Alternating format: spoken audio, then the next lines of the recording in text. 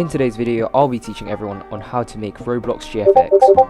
All the apps and websites you need are in the description, and before I just start the video, I just wanted to let everyone know that I have taken a year's break from YouTube, and I've only just come back to it. It means a lot if you could just like and subscribe, as it's totally free, and it gives me personally motivation to bring new and improved content to you all. But without me yapping, let's get in. So what you have to do is you have to load up Roblox Studio and load up Baseplate. Once you are in Baseplate, you want to go to the left, choose plugin, make sure you chose plugin, and search load character. Now there's two options for load character things. You want to choose this one, which should be for free by Already Pro, and you want to install it. Now you want to go to the top bit where it says plugins and go to load character, and what you want to do is load up whatever username the person you want to make the username is for. So in this case I'm making a GFX for myself, so you move it up so it's level to the floor, and what you go is you go back to plugins, you press animator editor, you press on it, you select the torso, the body, and press select and anchor.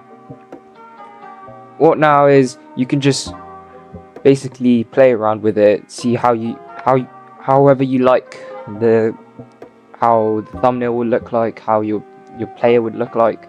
So in this case I'll just speed it up for you to show you how it looks like.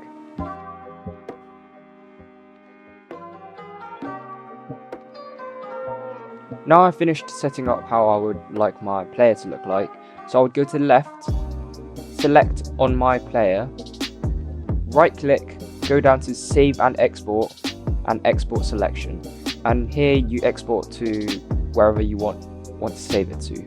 For the following step, you will need an app called Blender, and inside Blender there's this thing called Lightroom, but don't worry, all these apps to download are in the description, so go check it out. Okay, so now we are in Lightroom, and you want to press this button on the right to exit camera view. And basically what you want to do now is press on this button, file, and you want to import wavefront.obj. And basically here you should need to go back to where you saved your character from earlier and export. You see that I had vdev character mtl and vdev character obj. I want to export the obj, not the mtl.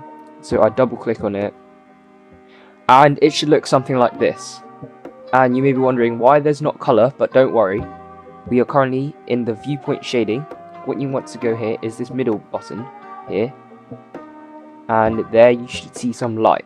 So what you want to do now is you want to go back to camera view, press shift and tilde. If you don't know what tilde is, it's the button that looks like this on the screen. So you just want to angle it however you like until you're happy with it. So basically what you're doing right now is you just are creating what the image will look like. So now I think this is a good position. So if you wanted to, you could now press render image and you can render it. But what I want to do is I want to add some shaders where it looks a bit more glossy. So what I'll do here is I'll press this little material button here, scroll down and move the roughness all the way down.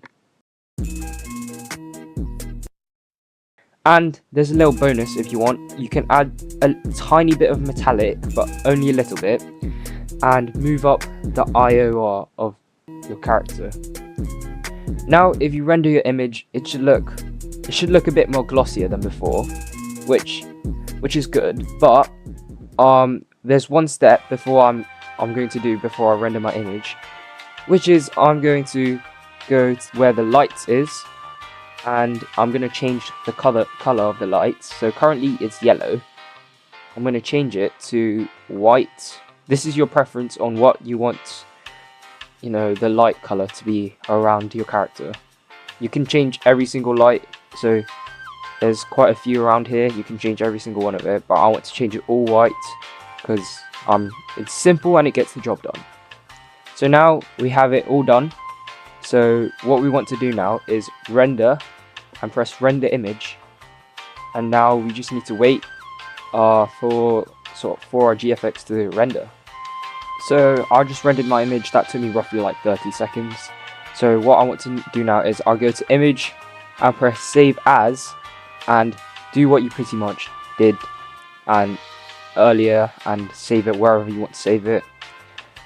So now what you want to do is you want to load up this website called Photopea. It's totally free, and I've also put the link for this website in the description, so go check it out. What you want to do is press new project. The width should be 1280 by 720. If you didn't type that, that's fine. You can scroll down and press YouTube thumbnail down here. Then after that, you want to press create, and once you're in here, you want to go back to the files you had earlier, and what you want to do is basically drag the rendered image you had earlier into here.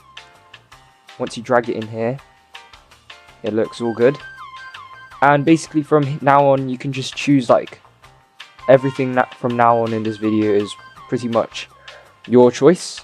Well, you can add your own backgrounds, whatever backgrounds you want, so whatever text, but of course I'm going to show you all that.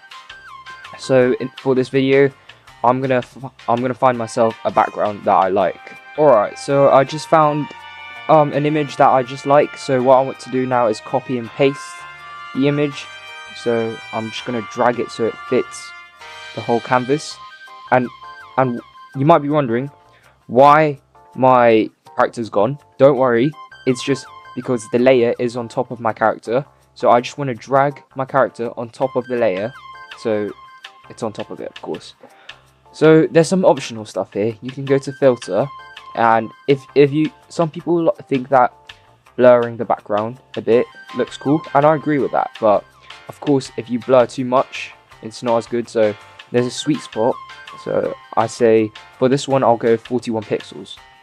And what I want to do as well is I want to add some text. This is also optional, and what I want to do is I want to size them up by highlighting it and press the size button up.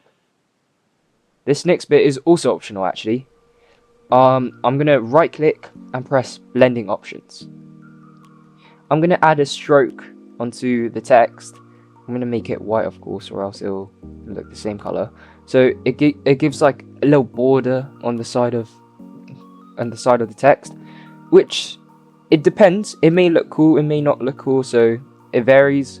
In this case, I want a stroke, so I did that. So I've added some finishing touches to my thumbnail. I think that looks pretty good. So I'm just gonna press File. I'm gonna press Export as PNG, and here I'm just gonna name my thing VDev thumbnail, and that's pretty much it. And you just press save, and that's it. Thanks for watching today's video. If you found it useful, then please like and subscribe to my channel. If you have any video ideas, then don't hesitate to comment down below, as it always helps every bit of the channel. But other than that, I'll see you all in the next one.